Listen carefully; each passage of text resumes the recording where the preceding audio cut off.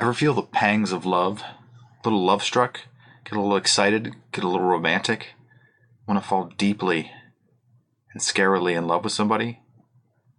Oh boy. Are you ready for this starstruck feeling of being struck by Cupid's arrow? It's Valentine's Day. Get ready for it. I know my wife isn't.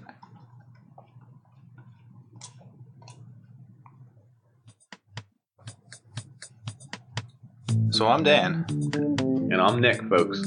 We're old friends dissecting one topic at a time. People, technology, media, we've got it all covered. Each discussion here is a deep dive into our unique perspective. The taboo, forbidden subjects, they're all on the chopping block, baby. We don't pander to popular opinion. We might even get a little bit dirty. Warning, this podcast may contain mature language and sexual content, and is for infotainment purposes only. So join us. Have a good time. Open up your ear holes, because we're going to fondle your follicles.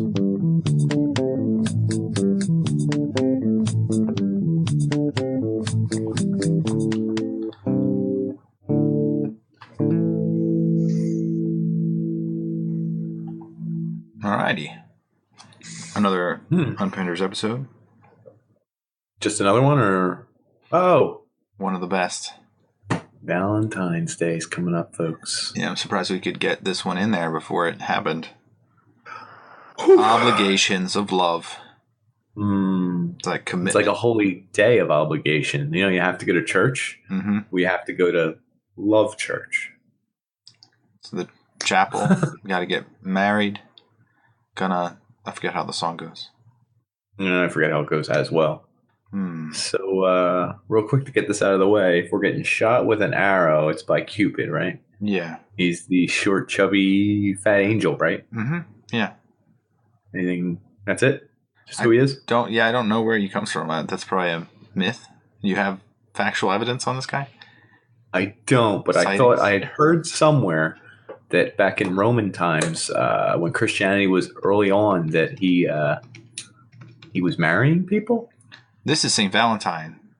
St. Oh, Valentine was marrying... No, he was marrying soldiers. About the same person. Yeah, listen, St. Valentine, Cupid, I had no idea. This is news to me. Yeah, he was marrying soldiers, and they said, you can't do that, so we're going to kill you. Love the judge, and on his deathbed, he said, you're Valentine, to the judge, who miraculously had his daughter cured from blindness? That makes sense to me. Love is blind. Martyrs. Who knows? Martyrs. Blind faith. Well, that's pretty... It's a little darker than, But either way, it sounds like love is in the air. And Cupid. Cupid is Eros. Oh, Cupid's someone else. So the Greeks believed in Eros. The Romans believed in Cupid. Mm-hmm. Desire. No kidding. Romance. Amor. Ooh. For those Italians out there. And for all the French out there, amor. It's a romance language. Of course. It's so beautiful. Of course. Yeah. So that's pretty, now I know the difference. See? I never knew. Yeah. They touch at the tips. Yes, they do. Tips of your tongue. That's love. Yeah. Tips of their tongues. First French kiss. Mine was at a party in 4th grade. Spin the bottle. Yeah, I think it was Karen. I think I kissed my friend Alicia at that party. Oh, Alicia? She said, yeah, I kissed her at that party. Yep. Oh. I kissed 3 girls at that spin the bottle party. 3? 4. What? 3 or 4. Well, because we were playing spin the bottle. Like you had to. And there was only 3 girls and you? No, there was like I want to say like 5 guys, 5 girls. Someone's parents went around. I don't know. This was like a wild party back in the day. Mine was a truth or dare in front of my friend Mike's house with, I think, a neighbor girl who was Irish-Scottish descent. She was cute. Oh yeah. But freckles and everything? Tons of freckles. Yeah. I think I might have been in 6th grade. Hell yeah, dude. I don't know if that's love. Was that truth or dare, by the way? Yeah, I guess that has to be a dare. That has to be a dare. Truth, do you want to kiss her? Yes. I knew it. Good point. So what we're going to get into today is not so much Valentino or Cupid or anyone else. We're going to talk about the underlying theme of Lovee. Lovey. Symbolized by the heart. The big heart. unfeeling heart that symbolizes the most passionate level a human can get to. Love. You know why it's shaped like that? It's not anything like a real heart. It's shaped like that because it's a big old badonkadonk. You know what I'm saying? That's a booty. If Or I've boobies. ever said that. Could be boobies. I think it's a booty. Have you ever seen like a big sweaty booty leave a booty mark on That's a love. bench? That's love, my man. That's love to you. That's love. Magnifique. So, The love. varieties of love? We talk Well, about. I was just going to go with definition of love. Sure. Love is defined. I think that's romantic love. Oh. I guess so. Well, fine. Break it down then. Let me do it. Yeah, break them down. Love What kind of loves we got? encompasses a variety of strong, positive emotional and mental states, ranging from the most sublime virtue or good habit, the deepest interpersonal affection, to the simplest pleasure. Hot diggity dog. I was literally thinking that. Yeah. Those exact words. Oh, good. So what does that really mean? That's a good question. It kind of means everything. Isn't it like everything good you feel towards someone could be love?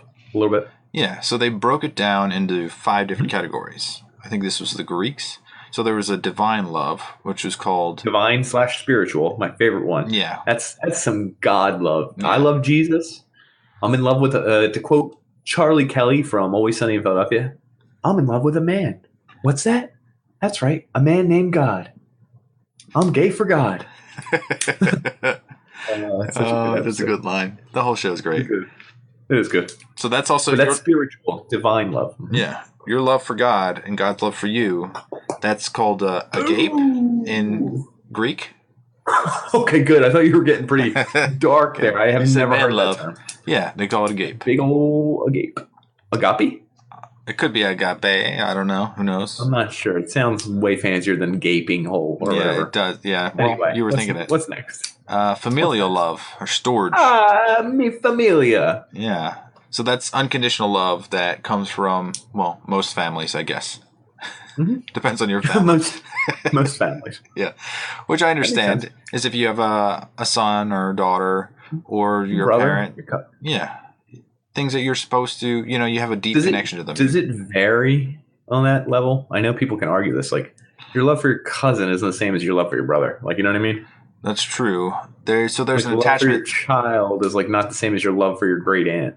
I mean, yeah, there's an attachment theory where they did tests on babies where they're like, okay, you're going to sit 3 minutes with your mom, 3 minutes with your dad, 3 minutes with a random stranger. And they're trying to figure out how attached they get to each one. Did any of the babies do it right, or could they not tell time?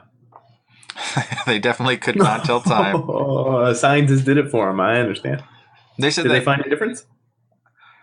I don't really know if it's like, because you can't really take a baby out of the environment where it already knows their parents. Right. Yeah. You're right. So right. The results were inconclusive. It was really that like the baby was fixated on mom most of the time because they had spent. We need a wild child, someone who is locked in their room for years and years to study this kind of thing on. I wonder if someone exists. Free dinners every goddamn night. Anyway, moving on. What's the next? So wait. I'm sorry. Wait. The attachment theory. Ooh, I'm just gonna make sure I get this out of the way. So there's four different. Yeah, there's 4 different categories of attachment theories that you could have. Secure, which is that you're totally fine with not being attached to somebody, so you can explore your environment and learn and grow and be a healthy citizen to the United States or else. Who's that in familial? Is That's that familial? me. No, this is attachment theory. So like your family. Well, thanks. Something else. Okay. Yeah, well, your family is who you get attached to first, or you should. Sure. So there's also like anxious ambivalent. Sorry, this is a segue. So, and then that makes you like anxious of someone leaving you. And then anxious avoidant is that you don't want to be with your parents. And then disorganized, which means you don't have an association whatsoever. That some people have zero emotions like they're psychopaths or sociopaths. We've discussed those people before. We have. And narcissists. But we'll get on to the next. We'll get on to the next categories before we segue too far away. We do a little tangent. Okay, so you have friendly love, which is philia. Friendly love. That's a love between 2 friends who want to do a podcast. 2 buddies, yeah. The bromance. Wow. That's kind of a love that I'd videotape. Yeah. once or twice a week. Yeah, for an hour or and a half. Or more. Yeah. For an hour or more. Amazing. Some people might say it's too long. They're wrong. Because this is buddy love. What's it called? Platonic, friendly, philia love. Philly love. So one of Philia. them's from Philly and one's not. Okay, I understand. I did read a study that the love between two men on this level is not as strong as the love between two women on this level. Is that because they can be sexually... that has nothing. It's platonic. It's completely platonic. I know, but would you also say it's easier for two women in this phase to be sexually active with one another than it is for two men in this phase? The percentages say that women are more likely to have a same-sex couple. Boom. Probably have a sexual encounter with another person of the same sex. Sometimes a friend, right? Do you have a story about this? Not at all. Let's move on. Well, what other kind of friendship? The bromance version, the opposite side, is a womance. Just making sure. I never heard that. That's interesting. Yeah, cool. That's what we're here. What we're here to do, and that's what we're about. Womances. So guest love. So that's where you have, humility. Like Questlove? Questlove. The drummer. Guest. Yeah, he plays drums. He does. Yeah, pretty good. Yeah, I like him. Yeah, he's awesome. Guest. It's hospitality. Xenia. I know the Greeks were big into hospitality. Ask Odysseus. That was a running theme through the Odyssey. They didn't welcome him back to his own home. How was... Well, no. But everyone along the way? Anytime someone stayed in your home because they needed somewhere to stay, you were not allowed to kill them like in their sleep in your house. It's like one of the biggest crimes. That's so It's nice. a running theme through Game of Thrones. I don't know if anyone's caught on with that. Really? You think of Daenerys. Red Wedding? When, Does that... Yeah, that's bad. Like, that's hugely bad karma. That's literally the opposite of what you should do, and he reaps his sons in a pie, I believe. Spoiler alert. Yeah. But then there's someone like Daenerys who has Jon Snow in her castle, and she could punish him, and she even thinks about it in her house, like he comes of his own accord, and she doesn't. She's gracious to him because he's a guest. And the Greeks believe that treating your guests hospitably and without murdering them is one of the nicest things you can do, even if it's your enemy. Kill them on battlefield. Don't kill them in your guest room because you're getting blood out of the sheets and the floor, and marble stains very easily. It's a porous material. Gotta make sure you coat it appropriately in cleaners. Seal it properly. That's correct. 10-year seal. 10-year sealer. Oh, nice. So $500. The last one, I think the most interesting one, is romance, which is Eros and Cupid and all of the things that we focus on as men, fixated on trying to find that Eros. That sweet Actually, love. I have the definition of romantic love. Yes. This is one person's definition. I forget who. It's on. You can find it on Wikipedia. Not sure how good of a source it is, but check it out. It's the idealization of the other individual, and in parentheses it says sexual in nature, that carries expectations of enduring some time into the future. Wow, that encompasses quite a bit. Right? And I was like, that's stupid. And I was like, that's really good. Because you're realizing the other person is an individual. You're realizing they have things you lack. You're realizing they have value of their own, not necessarily because you enjoy that in them. And it's also sexual in nature. And it also carries expectations that it will endure for some time. I mean, no one knows how long, but like at least 6 months. Yeah, there's 3 prongs that I found, which I think you've covered 2 of them. The passion and the romance, and then the commitment, which is a permanence. And then the intimacy, which is not necessarily you're sexual. Talking about psychologist Robert Sternberg in 1986, my man. I know where you're going. Yeah. He did the triangle love theory. So go ahead. What? So at the top is passion, because that's the most important, right? I don't know what's at the pinnacle. Is it passion? I would assume I think it's interchangeable. I was being a dick. But I mean, this is a sideways discussion. So if you are to meet somebody, what's the first thing you see about them? It's usually that you're physically attracted to them through the visual aspects of them. So it's probably romance and passion, which gets it kicked off. It gets a little lusty. I don't think it's intimacy right away because that takes time. No, and it's but not. That's the next step, right? Yeah, intimacy has to do with sharing of information and being emotional. It's an emotional thing. Yep. So it's like you're emotionally connecting to someone. Yeah, you're sharing all that you over have. Here, going this way, I got commitment, because commitment also entails marriage. Well, engagement ring, wedding ring, suffering, folks. Yep. But no, seriously, commitment is about suffering a little bit. I mean, you're giving up your own good to stay in a relationship, oftentimes through money, emotional support, physical pain, emotional pain, and then you go back up to passion, which is a physical thing. Mm-hmm. So that's like romantic love, baby. Yeah, I think we'll come back to that towards the end. I think we will. I think you will. I most certainly will. Let's talk about the drive and the desire, the very beginning when it's the most interesting. You have the most hope. You have the most. Oh, you have all those dreams, of fantasies about somebody that's going to be amazing. Is this puppy love? This is. I'm going to start off with a game of love. So, like, you first meet somebody, you've got that new relationship energy, which is a definable thing. That you finally are courting somebody and you're going after them, and they say that in the very beginning stages, you could have puppy love, which is kind of like an immature and superficial love. It's transient; it moves around a lot, so you don't really you can't have lasting puppy love. The same thing with new relationship energy is that you are finally dating somebody and you're close together, and you just have this like burst of energy that just lasts. Everything about them is interesting. Everything about them is so new. Everything about them is so funny. Everything about them is so great. It's overwhelmingly positive. First fart. Giggle, giggle, giggle. Right in your mouth through the scuba gear. Anyway, you gotta take off the latex here.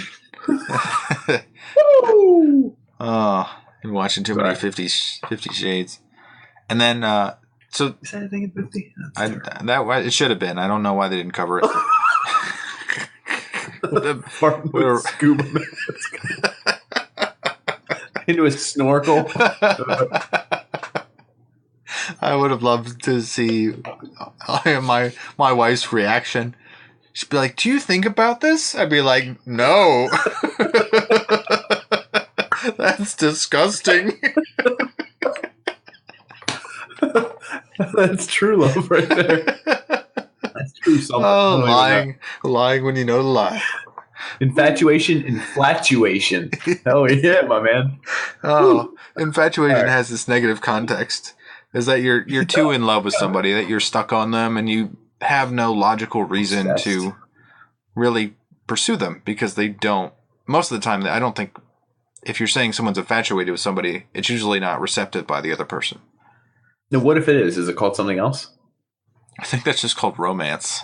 If you're both infatuated with each other, you might be in your own little world, and I guess that's bliss. Bless, dude. Maybe. Yeah, that's pursuit of happiness.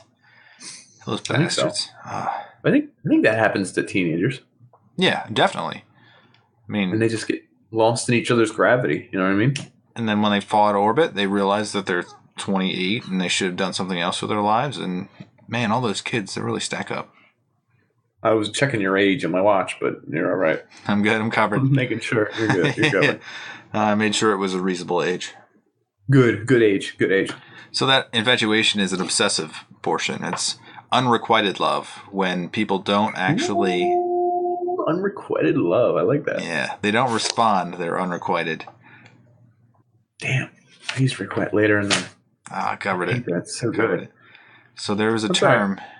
There's a term here that let's not go to this here. Last one before you talk about your favorite term is, did you know the beginnings of the word romance? It's actually Spanish and Italian. Actually, it's Greek in origin, but no one 100% knew what it meant. It was like, I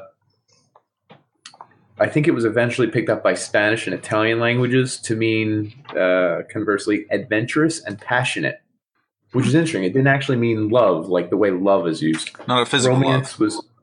It was like...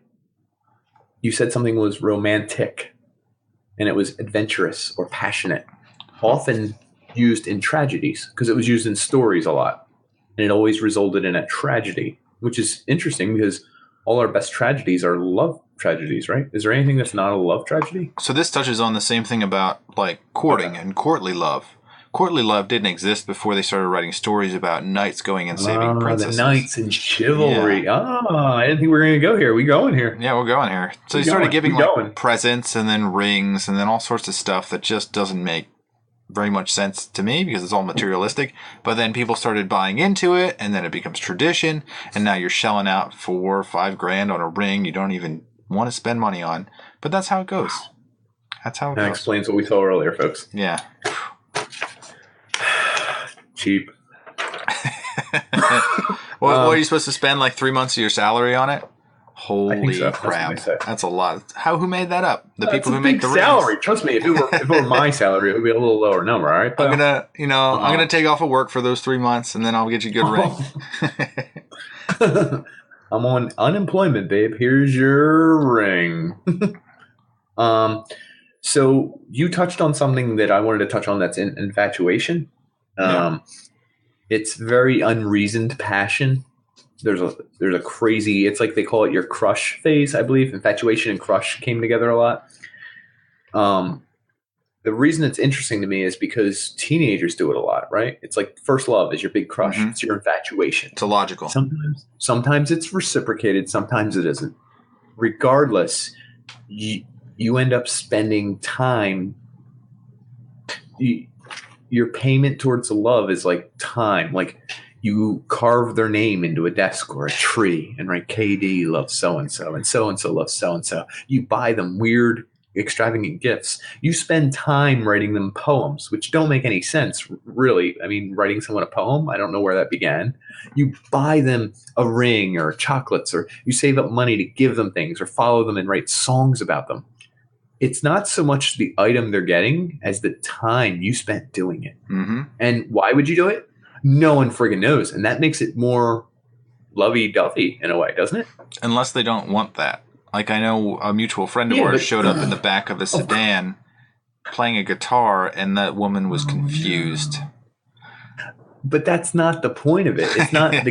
It's really like cared. A woman doesn't want that actual ring. Like, what does this actually do? It's the symbol. Restricts your blood flow to the finger. That's what it is. The idea is they want you to spend time and money on them, or ideas, and mostly time. It's really about spending time doing something that you wouldn't do for anyone else. Would you buy anyone else a ring? Would you ever buy me a ring? Would I buy you a ring? Yes. No, probably not. So what does that say about her? Unless you're ready to commit a lot of time to me. But I mean, think of it. So you're buying her something you wouldn't buy for anyone else in the world. I suppose. Right? So I think it's the flip side, though. If you have a kid, then you have to spend a lot of time. So they're trying to figure out whether you're ready to spend a lot of time making a baby and figuring things out with the baby. I mean, that probably plays into it. But it's all about time. Jeez, all of it. Whew. Well, anyway, that's why I was going to say the chivalrous knight thing and buying people jewelry and buying people roses and doing all this stuff. It's literally a waste of time. But that wasted time is such a waste of time. It's showing how much you care about that person. Yeah. I'm willing to waste all my time doing this ridiculous move to show I love you. And it's like, aw. It's like, you really like him singing that song? You're like, no, not at all. I'm just glad he's wasting his goddamn Wednesday right here in front of me. Oh, you like that, you son of a bitch night? Yeah, keep singing. You know what I mean? And she's just up here having a good time. And she's like, he's still doing it. This guy, he's crazy about me. Girls just want to have fun. To quote Plato, correct? Yeah. I thought it was Aristotle. I get him confused. Yeah, so difficult. If you do give a woman a rose, it should be a red rose because that symbolizes passion and romance. What's a pink rose? It's in between. What? Really? I made that up. No, because the white rose is supposed to be platonic. Is that you just love somebody platonically? Given some. There's like I think there's Reddit pages dedicated to incels. Close. What's the one that's in the friend zone? Oh, right. And it's like really attractive girls that like post on social media because I can't believe you're such a good friend, so and so. And it's like a picture of her and him, and she's like super smoking, and he's not. And it's like He bought me chocolates, my favorite wine. He helped do my homework and everything. I couldn't ask for a better friend. Oh. And it says that in the post, and it's like, it's my favorite thing. I forget why I brought that up. I have no idea, but it reminded me of a reason. What I want to say, close calls or close encounters. What's the word? You know what I'm talking about. You know I had one of them? Yeah, you did? Did you? Yeah. No, I didn't actually take advantage, and I wonder if I should have.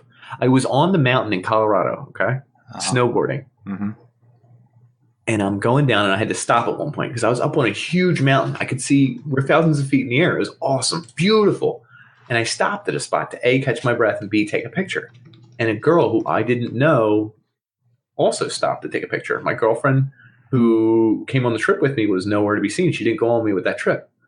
So it was just me and this random girl who was like my age and attractive was there. And she was like, if you take a picture of me in the background, I'll take a picture of you in the background. And I said, okay. And then she said, it's my birthday next week. And I said, that's awesome. And I looked at her, and there was this weird moment where I was like, I should make out with this girl. I was like, I didn't know who she was. And she waited for something to happen. Like we were both just waiting for something. And I was like, no, that's bad. Okay, I'll see ya. And I put on my goggles and I went back down the mountain. And she was thinking about it, and I was thinking about it. You knew it. And and I'm pretty sure I saw her like within a day or two later hanging around with her boyfriend. And I was with my girlfriend. Like, if I did it, made out with her on that mountain, I never would have had to tell anyone, even this podcast. And I wonder to this day, like, what would have happened? Would I just have this crippling guilt? Oh, the serendipity. It's oozing. Or would it just be one of those things where I was like, that's a crazy picture now. Every time I look at the picture, I'd be like, ooh, that girl, I don't even know her name. But did she post on Craigslist? I found that you, on the top of a mountain, you took a photo and talked about my birthday. Go back in time, Nick. Get that serendipity and wrangle its throat and say, F you, serendipity. I did get that on this mountain. That's right. That's a UCL joint. That bad boy up that same day or two. Not going to blame my girlfriend. Might not have happened if you made out with that girl. Would it change the course of time? So another thing is that I think a lot of women in like rom-coms, they get this idea that somebody's just going to fall into their laps and they're just going to be happy forever. And it's going to work out. As a guy, the guy does all the work. So I'm pretty sure the woman in rom-coms. Yeah, the woman doesn't pay attention to that the guy is like coming after them and like bringing all this stuff to them and making the effort. Because most of the time in dating and stuff, it's never that the woman comes after me. Like I wish that I could just sit there and have women just flock and cover me and all sorts of, I don't know. Honey? What? Barbecue sauce? Yeah. Condiments. I could see that. Condiments and condoms, baby. That's what we're all about here at the UnP. Oh, delicious. Condiments. I like that you clarified. I was already there, and now I'm thinking in my head, strawberry flavored, like rib for her pleasure. Like, you know what I mean? That's what I mean. That would be delicious. Rib for her pleasure. Tastes like latex. No thanks.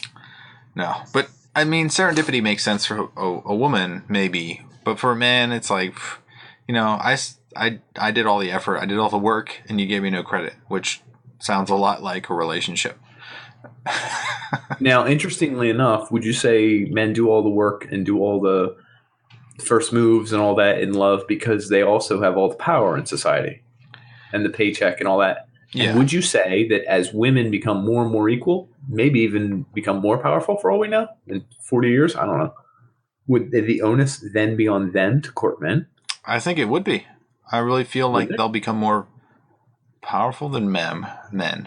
Powerful than memes. Women will never be more powerful than memes. Let me just say that. But anyway. No, maybe it's flipping, though. Maybe they do become more powerful and then feel like they should be the aggressors. They should. We have the physicality, so we're always stronger, more muscly. A lot of the theories that I have about men and women is that men provide more to women because they're just stronger, that they have more influence and protection, and just having protection is an important thing. But that actually, I think, is shifting too. If you give a woman a gun, She's just as strong as a man. And how often are you using your physical onus to protect your woman in here 2018? Almost never. 2019. What are we doing? Anyway, yeah. How many are you like? Get away from her! Puffing up like a pufferfish, threatening people. Back up. Here, babe. I'll open that jar of pickles. Pop. You know, is that your sploosh. Value right there? Sploosh. I just dropped the jar of pickles. Sploosh. Oops. Is that a sexual term? So let's move on to your favorite term and the big term of this podcast that I didn't know. This is what I love about the podcast is that I find these words that make perfect sense. Or I find them, folks. No. Limerence. Limerence. I'll just say that again. Limerence. So limerence is something that I don't know. When you were reading this, were you thinking about moments that you were limerent? Limerence could still apply to my relationship right now, for all we know. And there's different parts of it. It's crazy. Yeah, there's a characteristic that when people meet, and this is psychologist Dorothy Tenoff, she coined the term limerence. It's very studied. It's not just one lady. Like, this is getting a lot of following. This is big publicity. Look it up, folks. Learn your limerence. Listen up, okay? Everyone, pipe down. Stop talking. Listen to the podcast right now. Yeah, so this is cross-culture, cross-peoples. She said that, I guess when people find each other and they meet, there's usually one party that is, I guess, fully for it. They're fully on board. And then it starts to pervade their life. So they start focusing on that person. It starts popping in their brain randomly. They think of all sorts of things that could possibly happen. They get a little into the fantasy portion of it. They start imagining what that person would be like. And they start getting a little fixated. But the fixation might not necessarily be bad as long as that person reciprocates. But they say there's certain people that are permanently stuck in limerence that are looking for that person. And they just keep transferring the limerence onto a new person. They keep going and going until they find that one, the one. So not to skip ahead of limerence, because limerence is a big subject we could talk about. Yeah, do it. Did you read that there are couples that are limerence and limerence couples, limerence non-limerence couples, and stuff like that? Keep going.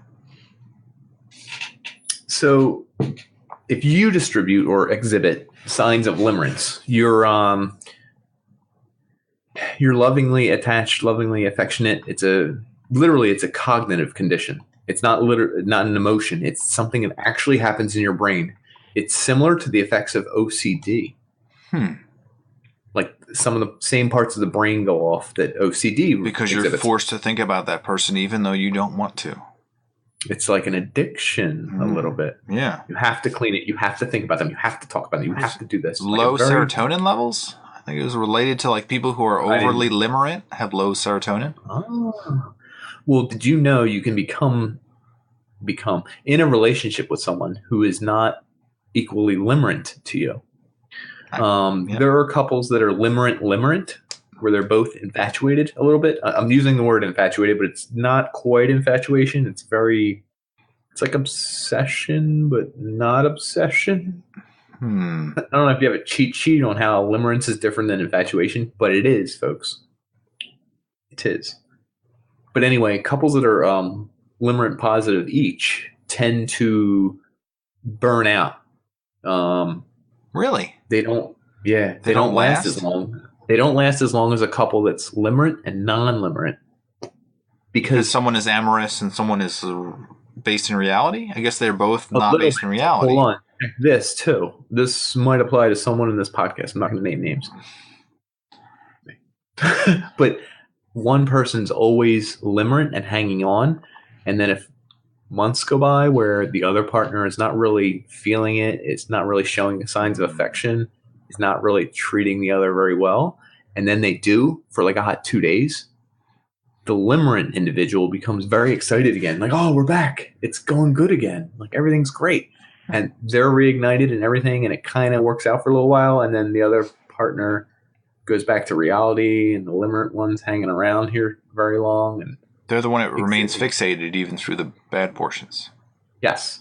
And then they get stoked again during those portions. The only danger is that those partners in the study I read can become fixated on anyone else who may return a limerent attitude. So someone else at work or at somewhere else can stoke those same fires that, you're leaving alone. Mhm. Again, it almost sounds like we're talking about love, but it's not quite Crushes. love. Crushes. But When it's you have in a crush. between crush and love. I don't Something know. more It's somewhere in realistic between. than a crush.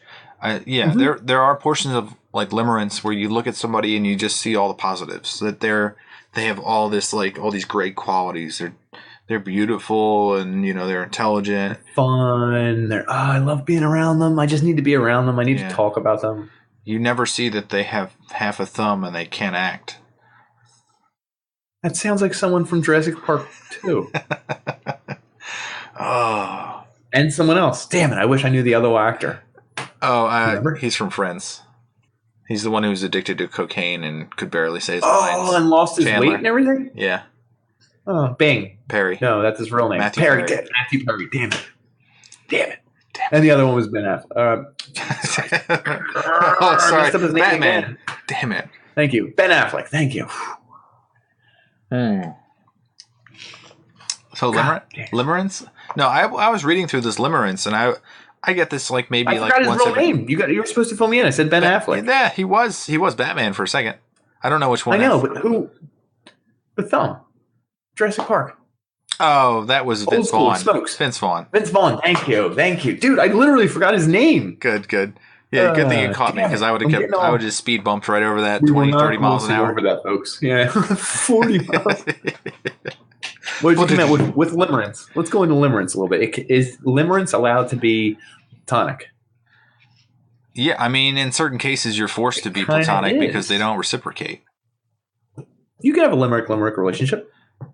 Yeah, but I think most of the time, the way I read this article was that most of the time, maybe it's not. I mean, I have found people in my life where I've been immediately attracted to them, and then I want something more out of it. And then I'd read into what they said or did. Like, they have one thing that you can read off of in that 2 minutes that you meet them.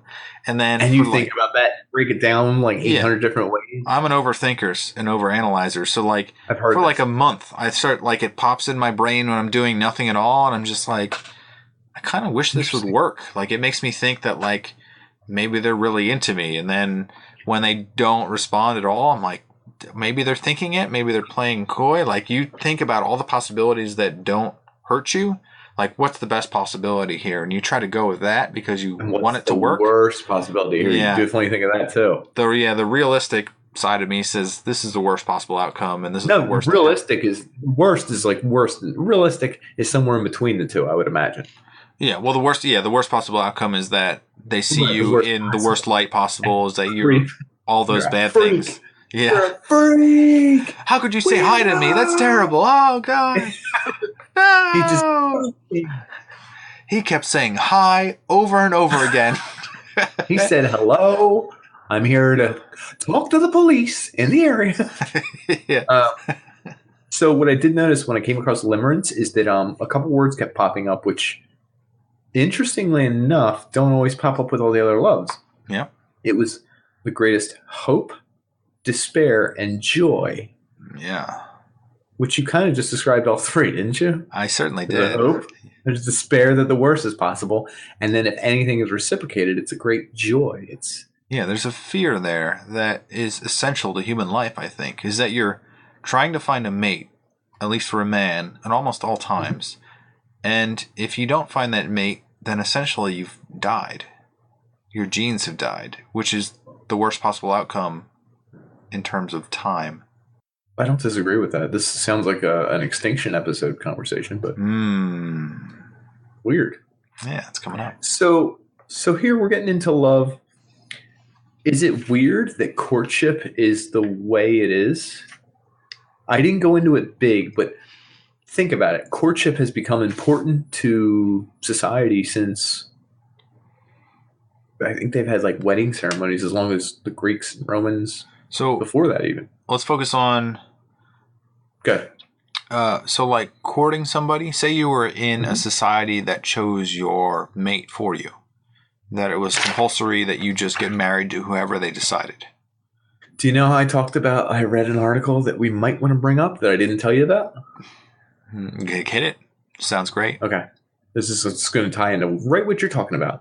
So there's a Quartz article in 2014 by Chris Mims, homie of mine. Shout out, he loves the podcast. The article's called "What if the purpose of love is to get us out of relationships, not into them?" I thought that's pretty deep. So he did a study, or he did writing down of what other people studied. Monogamy is present in only 3 to 5% of all animals we know. That's a low ass number. The chances that we are monogamous by nature almost might nothing. be a little. That's pretty crazy to think that. Yeah. So us and penguins, like what? You know what I mean? Like, oh, it skipped a few other animals and it went right to penguins. 80% of cultures that are non-industrialized, like ones that don't have we call them first world problems. Yeah. Ones that aren't first world problem countries, third world countries, 80% of them practice non-monogamy, a form of non-monogamy, which polygamy. Might mean they don't. I mean, you might have one wife, but you're allowed to do other stuff with other people. The Italian mistress. And support the one. Yeah. Oh, interesting. What's that term? I never heard that. So that's like notorious. In Italy, they always had a mistress where they would actually support financially, but the wife would somehow put up with it. I don't understand the Italian culture. Because she kept supporting her. Yeah. This is like the movie with Johnny and Cher, Moonstruck. I don't know this movie at all. You're going to have to synopsisize what's his name? They say he's crazy. He was in not Air Force One, the other one. Johnny Depp? I keep wanting to say Johnny Cage. No. Nicolas Cage? Thank you. Nicolas Cage. Really? It was Nicolas Cage and Cher. My girlfriend and family love this. It's called Moonstruck. And he's going to marry a woman, but I think he falls in love with her sister and starts courting her. And then, like, the father of the family, it turns out he's always having an affair with the same woman over and over. And they see each other out at, like, this ballroom, and he's like, and they see each other, like, cheating on each other. And it's like, it's a really good movie, I think. I just don't remember it 100%. Okay, so what was the point you were bringing up? Is that the Italian mistress is in that movie? And yeah, I think that is an Italian mistress, sort of, because it's super Italian, that movie. Johnny Carrera? Yeah, it's Mr. Johnny Come Lately. Yeah, blah, blah, blah, blah. They're super Italian.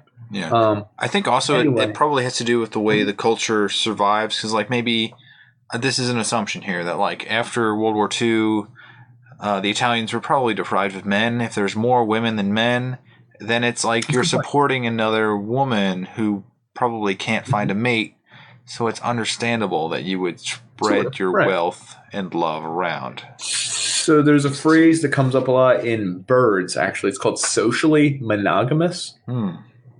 You have one mate, but oftentimes in certain bird species, they'll have 6 eggs in a nest, but only 4 of them belong to the mother bird. How does that work? I didn't read the whole article. I don't know if the other bird laid her eggs there and she still hatches them and watches over them, like a mistress type bird, because maybe the bird can't count eggs, which would make sense. Anyway, the father bird stays and still feeds worms to all of them and stays with the woman, but, like, it's like sneaks in as long as he stays with her, he can sneak in a few. I feel like if you did this to your own girlfriend/wife. Oh no! Oh my god! You don't remember giving birth? You don't remember? It's twins. One's like 4 months older and, like, just blonde and, like, looks Swedish, and you're like, yeah, this is yours. Yeah. But the idea in this whole article was that most marriages are arranged, most relationships become entangled, and then in the Christian idea, we marry and we're not allowed to divorce. You are literally illegal in the church. You have to have children and procreate and do et cetera, et cetera. So the idea was you're not going to break that law because you can get disassociated from your family, cut off from the church. You can literally get fired from your job 100 years ago if you cheated on your wife, right?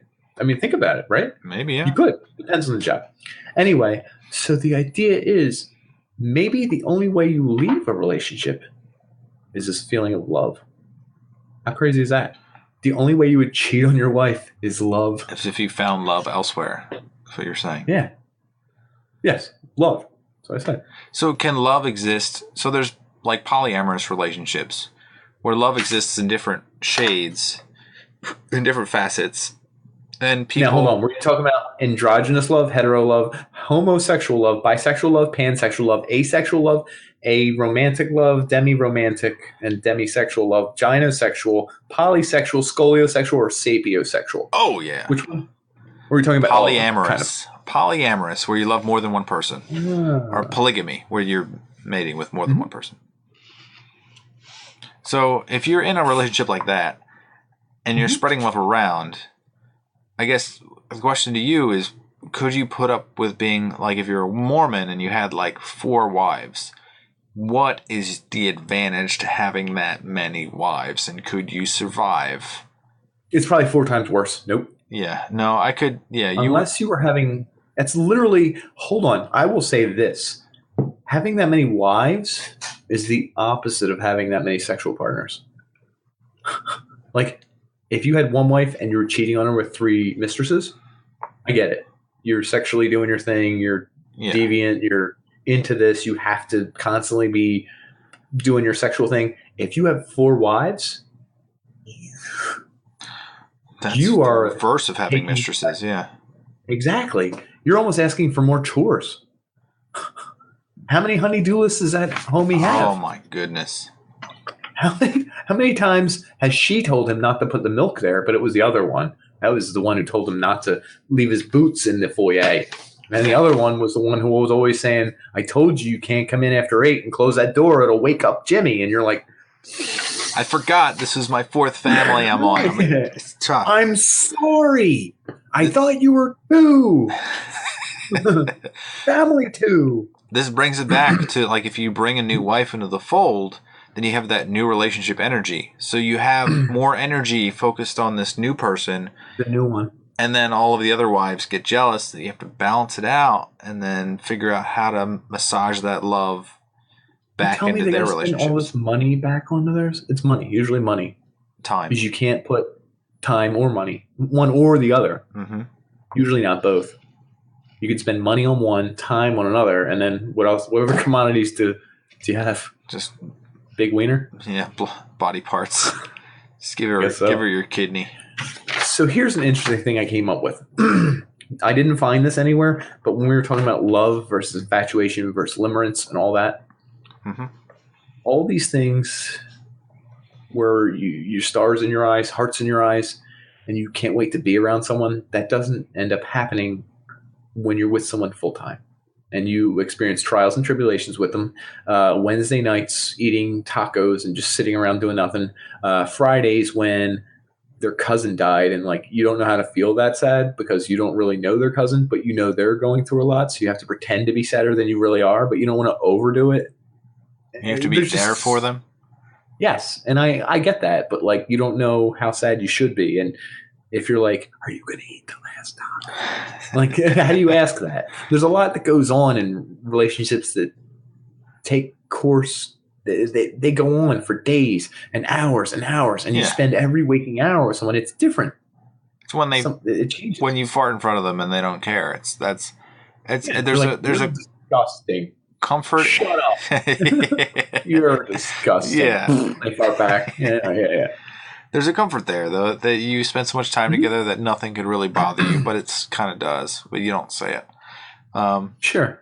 There's that, there's a sense of relaxation there, which is I agree. Kind of plain and boring, actually, is once you really get to know somebody, they're just a human being, and they're not an object of affection that you crave and desire. You're no longer, most of the people are no longer limerent or obsessive or infatuated. Right.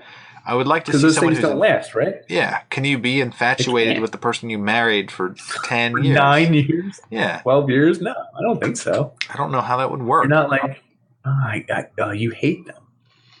That's the funny thing about love over a dozen years. You hate them. That's not a joke or rumor. And that's the thing that I don't think gets conveyed in love in general. People are like, you're going to find the right person and you're just going to be in love forever. Ecstatic. No. Honeymoon. You're going to hate them.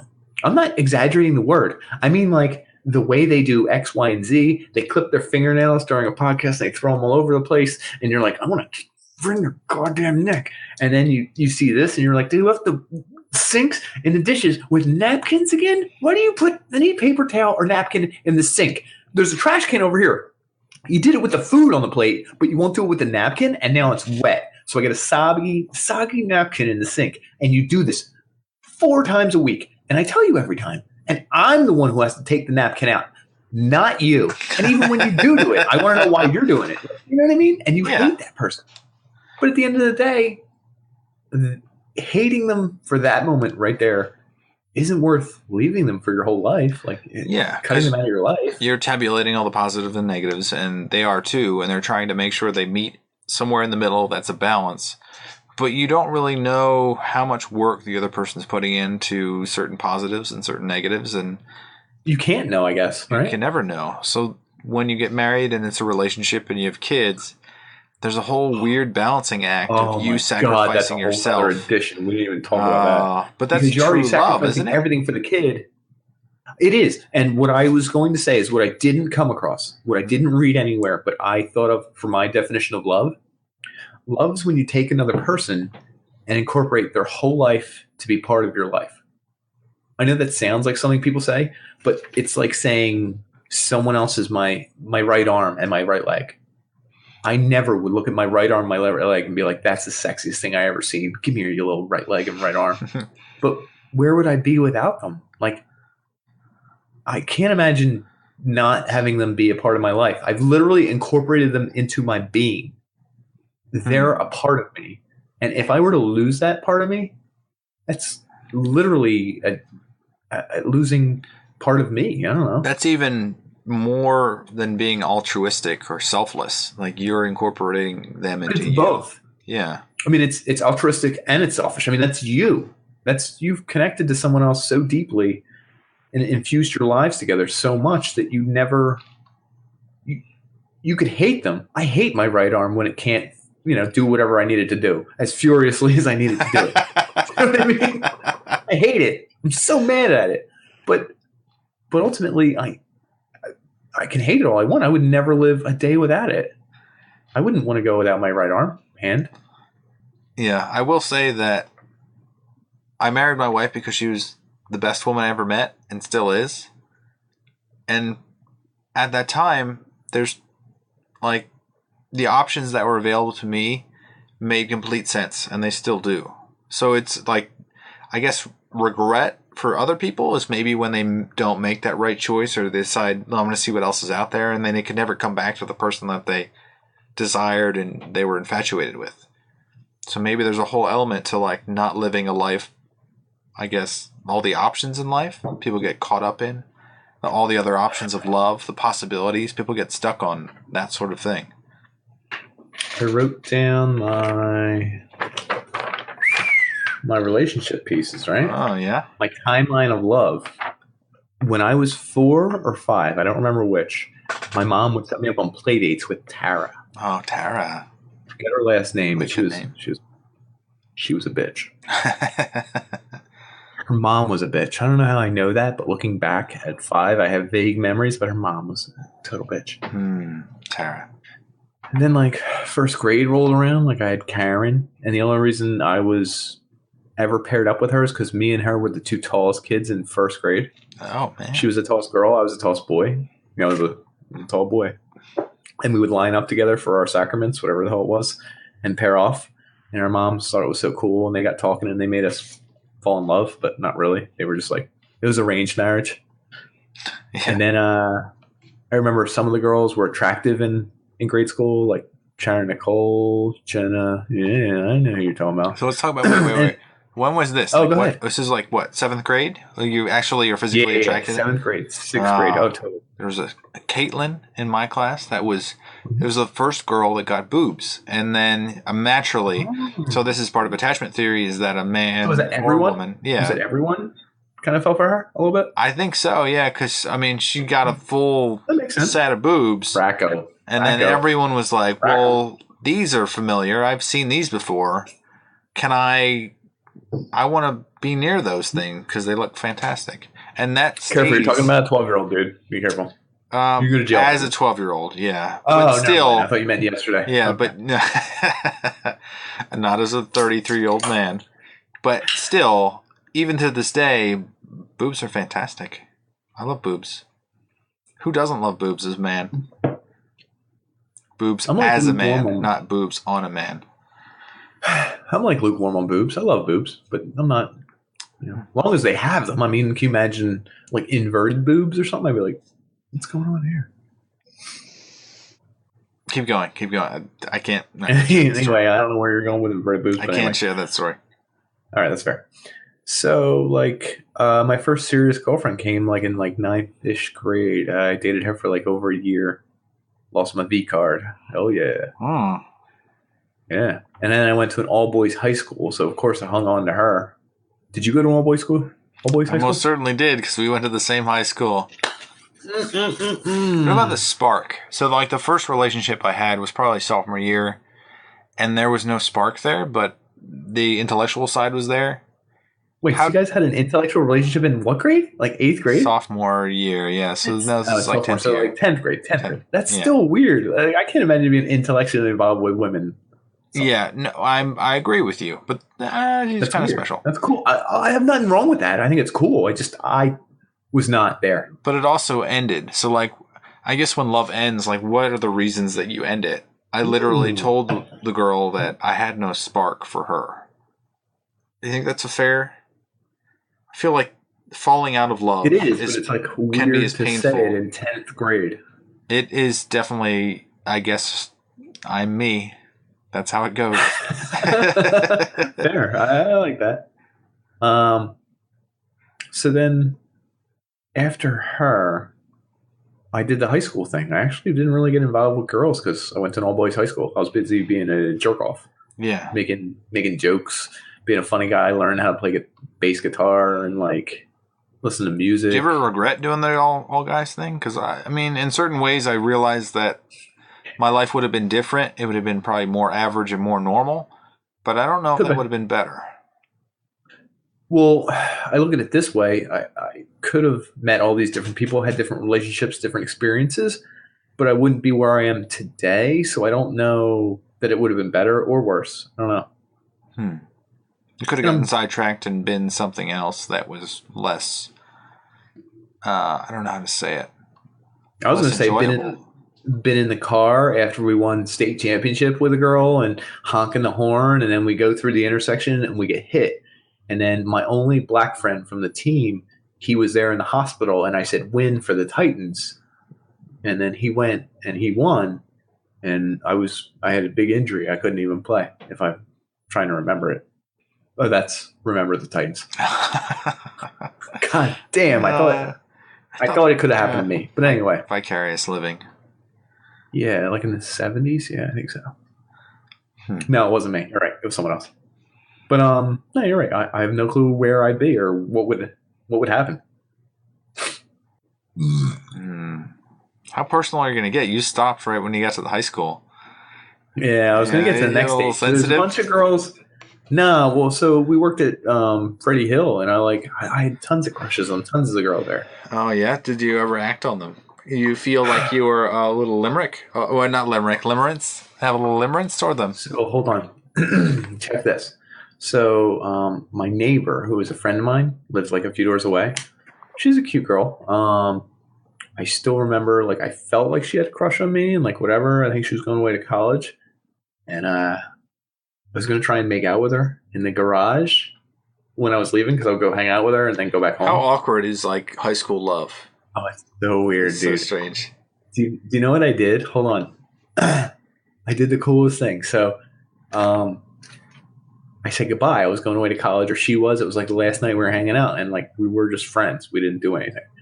So I went up, and I was like, she was like, "Oh, what's wrong?" And I was like, "I forgot something." And she was like, "What?" And I leaned in and made out with her. It's such a good move. It was a classic.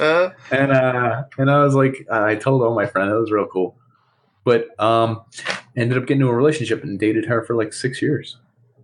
And it was like all my friends, relatives knew her. I knew her friends' relatives. I knew, like, everyone knew her. Extended family. And that was, yeah, I mean, and then I was breaking up with her multiple times. multiple reasons, multiple occasions. But it was like, it's weird to explain because very involved, but it's like breaking up with someone's family and friends. So you're breaking all the familial bonds. Yeah, all it wasn't just storage bonds. But like, yeah, I was breaking up with her friends, her family. I was breaking off our friendship love. Like I was breaking off our platonic love too, like stuff like that. So during this time, were there other girls? So like, I'll bring in there are multiple women that I dated in college that I don't remember very much at all. I'm sorry, but like you don't remember the first kiss. Like you remember like certain moments, but overall, like some of the bad relationships, you just kind of skim right over it. Like you learn from those, you probably incorporate it into your own personal belief system. How long do you consider a relationship? 2 dates? Is it like what you've done with a person, or like how long you've spent with a person? Because there's certain things that I've done that have been really short term, and there are certain things that have lasted a long time and not have done anything with them. That's true. That's a good point. So then, how do you feel about the ones that are gone then? The ones that passed, the ones that you had bad relationships with? Do you think of them as friends? Do you think of them as past chances? Like where do they lie in your scheme? So this is like, 12 years removed from having dated some of them, probably even more than that. So I don't really think about them. Like I think about the possibility of talking to them, but I don't think now. Like what if you heard good news about one of them? Like one of them won the lottery. Holy shit! What if one of them got hit by a car and you read it in the news? Oh, that's sad. Oh boy. Shit. That's it though. I don't think that I'd go to their funeral. I guess it would be as I get older. I might think I feel like I should say goodbye to them in a certain way because they were integral to my life at a certain point. But now I don't feel that connected to them at all. Like I through a friend of someone that I dated for a while that had a big impact on me, is that I could connect to them through various ways and like reconnect to them, but I have no desire to. Like the desire is gone. I don't think that those relationships would have worked now, knowing what I know now from other relationships that I've gained that were not necessarily sexual. I realized that person was a little different than I was, and it probably would never have fit into the couple category. That makes sense. No, it wouldn't work out long term. So it was interesting your lives passed, but it wasn't meant to be. It wasn't going to be. Makes sense. But no harm, no bad words. It's just that's a trial and tribulation, error, figure it out. That's part of your life. Yeah, I wish I had more of those to figure out what I truly loved in life. Like I dated someone for 6 months named Evelyn, who we had a great relationship, a lot of good sex, all that stuff. You said it. I know. But what's crazy is I felt like I was really attached to her. Like I was not. It's probably limerence is a really good word for it. It wasn't love. It was like I was all about her. I could spend a little bit, and I could spend a lot of time with her. Whatever. Well, she broke up with me fairly suddenly, and she figured it wasn't a big deal to me. She was like, "You don't take anything seriously," and something else. And I feel like they always spin it to be like less than it is against you, right? Yeah. But I was like, "No, I'm not going to break up with you," and I didn't really fight to stay together, so I guess she was right. But then, like, I saw her on Facebook like a couple years ago or something. She has a kid with someone who else I knew, and I was like, "That's the craziest thing I ever met." And I don't regret it. Like, I don't wish I had a kid with her at all. It's just almost like. It seems like she's another person now. And I'm like, I don't get who I was with. Who the hell was I with? That's not you. But I imagine so many people I probably dated on that list who look at me and are like, this guy, Nick has a kid. Completely different. They're like, what? He takes care of his kid? Like, it's just, I guess you change. And you never see people the same. I do. I have that same. I remember somebody that I dated very briefly that I thought it could work with, and then seeing her probably like last year, I looked at her Facebook and I was like, "Wow, you look similar. Like I could tell it was you, right? But you're completely different. You're a housewife. You got all this going on. You're dressed this way. You act this way. You post these things. You're like, who are you?" So this brings in another stat: was that for men who are in a relationship, they will actively seek another mate. But for a woman who is looking at someone who's in a relationship, they will not seek that mate. Or if they're in a relationship themselves. So when a woman finds somebody, they generally stick to that person and don't try to branch out into new relationships. But men will do it rapidly. So men cheat more? Is that essentially what you're saying, sort of? I don't know the stats on it, but I believe they do. Seek to cheat more? They'll seek to cheat more. Okay. Whether they actually cheat more or not. Mm-hmm. What's weird is, who do you think falls in love more? I don't know. I really don't know. Because that's weird. That cheating stat reminds me of that Quartz article about what if the purpose of love is not to get us in a relationship, but out of them. So it's just that's like 3 to 5% monogamy in animals. nature. I mean, it's not a lot. That's a really low number. I'm also curious about how much women think about it versus how much men think about it. Because I don't think they're in a relationship, you probably don't share those feelings that, like, oh, this other person is really interesting and I would probably like to have a relationship with them, but I can't do that. Like, you would never share that with your significant other. No. That's a terrible thing. They're right. going to remember that and be like, you're going to cheat on me. I'm going to watch you like a hawk. Right. Yeah. So I don't know if this applies to everyone or anyone or it's specific just to me, but I have a rule of thumb that when the sex goes in a relationship, it's the beginning of the end of the relationship. Now, there's always medical reasons why or why not, and certain stipulations and things happen. I get it, but any relationship I've had, and maybe this is a me thing, as the sex goes down less and less and less, the relationship tends to drift less and less and become icier as well. And I saw a whole article on how sex isn't just a physical act, like it's intimate. I mean, think about what a relationship is. A relationship is literally saying, what's the only rule? I will not have sex with another person. Yeah. So that must mean that sex is pretty important. I mean, people say it's not important in a relationship, but think about it. It's the only rule. Right? For men. Well, I guess you could, for the most part, you could kiss somebody else. You could have emotional, you could be emotional cheating, which you're emotionally involved with somebody else. Oh, so you're talking about work wife? Because I read a whole article on work wife, everybody. Work spouse. Sorry. Work spouses are the worst because it's emotional cheating. Read a whole article about it last month, and I was like, So you're saying that like casual dating or casual relationships just can't happen? It's a bad idea. So like friendships with women. So it's a cross-sex relationship. As if you're going to have a friendship with a woman, most of the time a man is sexually attracted to the woman and the woman is something other. I'll say that. What the hell was... I didn't understand that. Something other is that they're not interested in you sexually. Or they're not going to... How do you know? As a man, you're constantly attracted to other women. As a man, you're not... Okay, sure. Yeah, as a woman, you might be attracted to the different aspects of a man that don't relate to them sexually.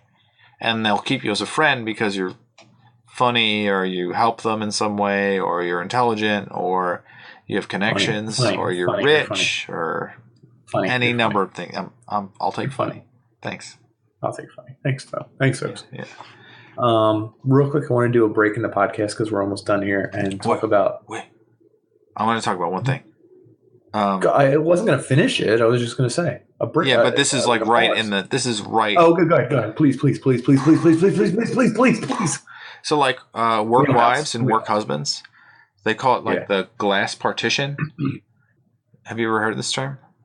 No, go ahead. Is that... So... They try, like, we both try not to have relationships at work because we separate each other with a glass partition. Because they say that, like, when people start to form bonds that are a dyad, which is two people becoming really close, there's so many other people that then see that and are envious or jealous of that.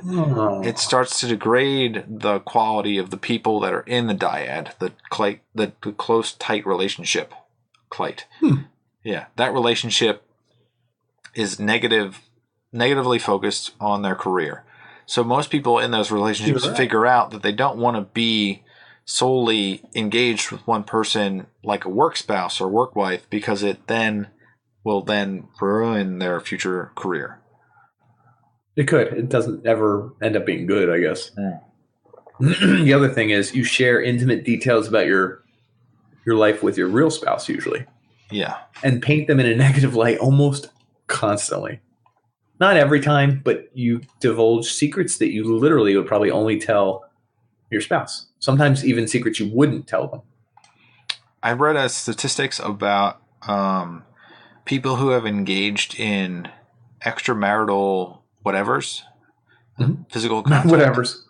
And like one of the stats was like, do you regret what happened? And it was only like 1 out of 6 regretted it. Was like they were happy that they actually had done whatever they did, which is kind of a curious thing. Yeah.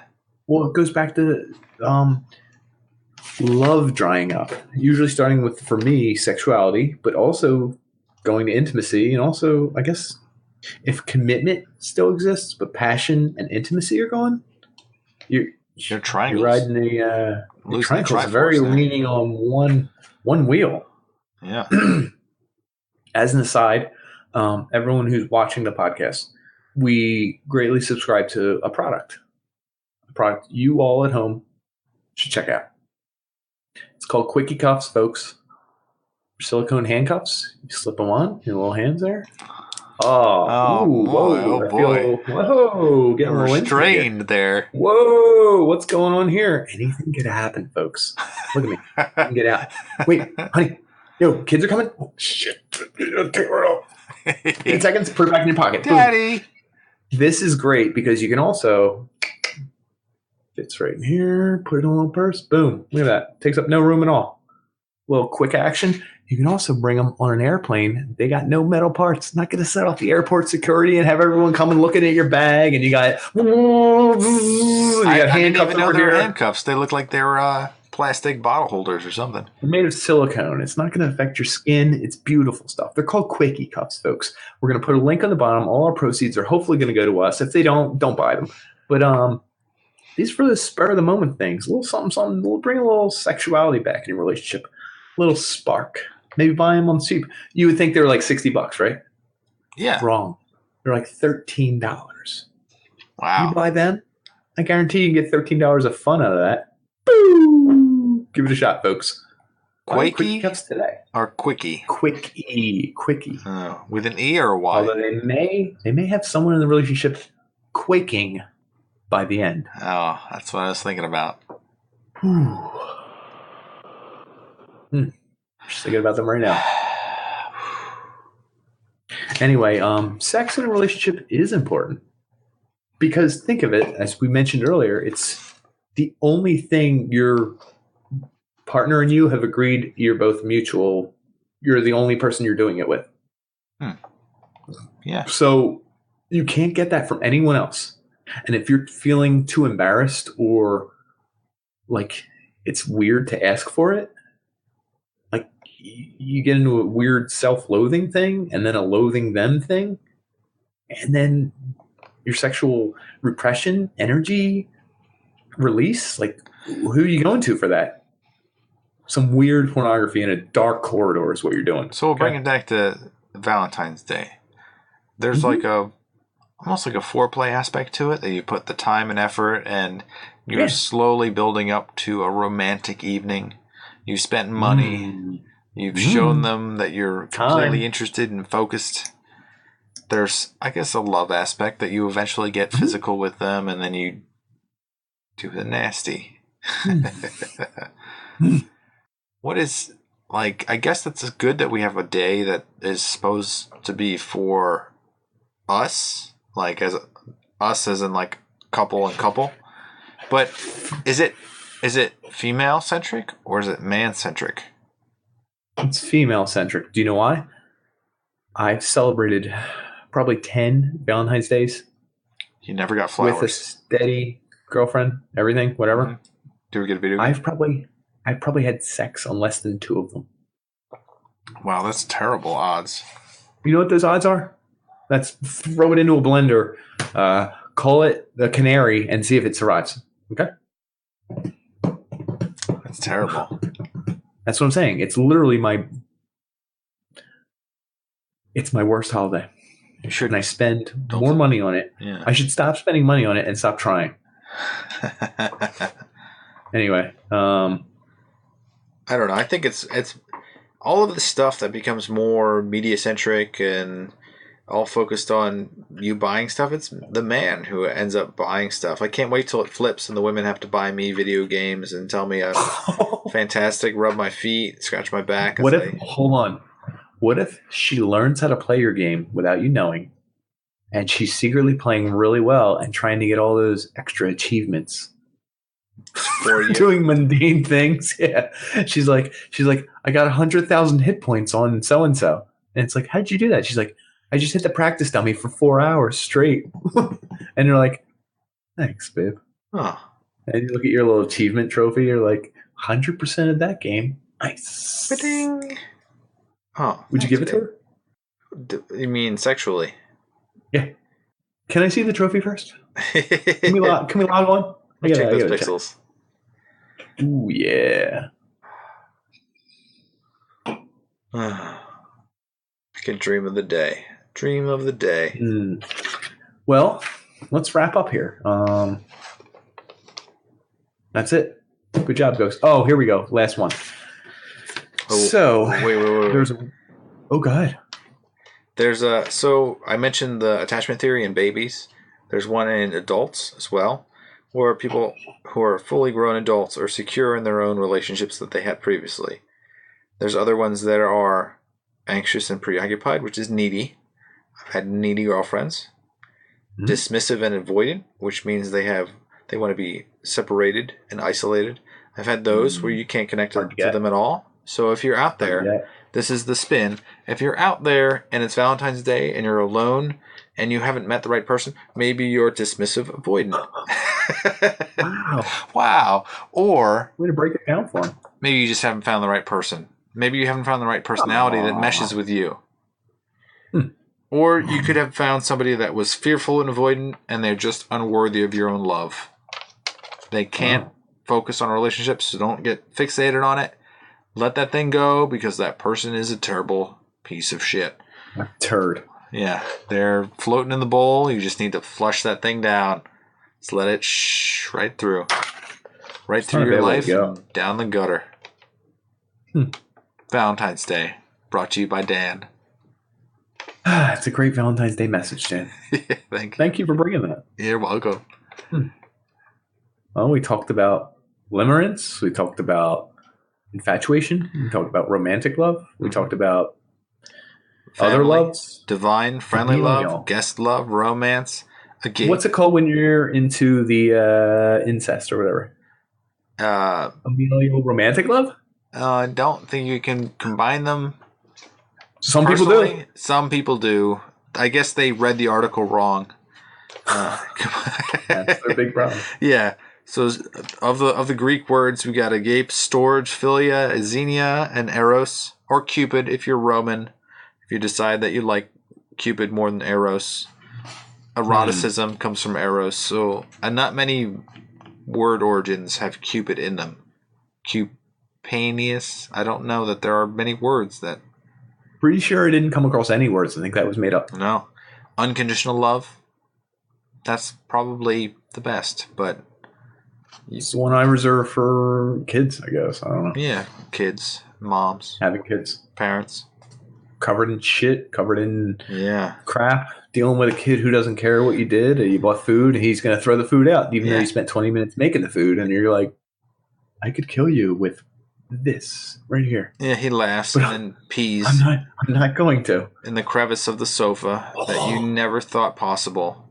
How did you get it in there? What were you doing? Kill you. I should kill you, but I love you so much. And then we've got new relationship energy, puppy love, infatuation. Talk about limerence, obsessive. Work wives. Unrequited love. You want to hit your list of loves. Consummation, starvation, transference of all of those limerence loves. Oh, I didn't even talk about that. Consummate those. Yeah. Or don't, and then let it die out. Or just keep jumping, Keep hopping. Monogamy. We talked about that. That was great. Polygamy. What else you got? Intimacy, passion, commitment, class partition. I think that's it. We covered every single love. The only thing I will say to end it is how funny would it be if love is just a foolish emotion, kind of like a peacock throwing out its weird colored feathers and Sexual ornamentation is what you're talking about. Orientation? Sexual ornamentation.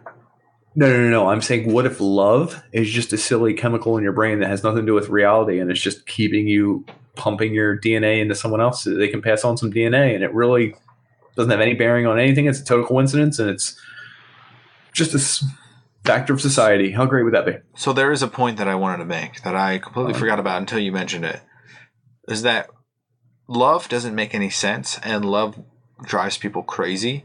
And I think that's an evolutionary trait, is that you're supposed to mix your genes with as many people as possible. And if someone says, hey, I want those genes, you're going to give them your genes because you're in love. That's how love works. Hey, are you ligase? Because I want to unzip them jeans. Give me those ATPs.